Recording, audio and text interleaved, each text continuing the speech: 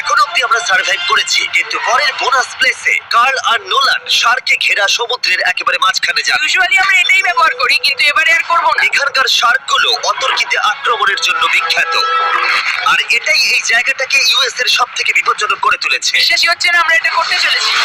ও মাই god, এগুলো তো অনেক বড় শার্ক। ও মাই গড, ভাই আমরা এটা গেট ছাড়া কেন করছি? ভাই তোমার পিছনে পিছনে। ও মাই গড, এটা অনেক বড়। নোলান এক্ষুনি ভাই নামো। আমার ইচ্ছে করছে না, আমি জিততে চাই না, সত্যি আমি মরতে চাই না ভাই, মরতে চাই না। ও মাই গড, এটা তো অনেক বড়। ঠিক আছে ঠিক আছে ভাই, এই শার্কগুলো তো দ্বিগুণ বড়।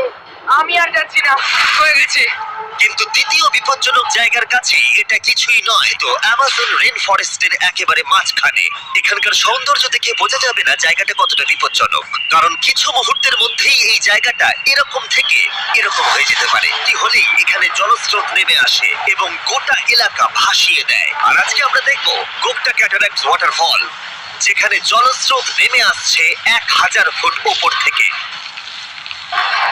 নিচে জলাশয়ের মধ্যে। আর এই মেঘলা দিনে আমার সাথে এসেছে এই যে এরা।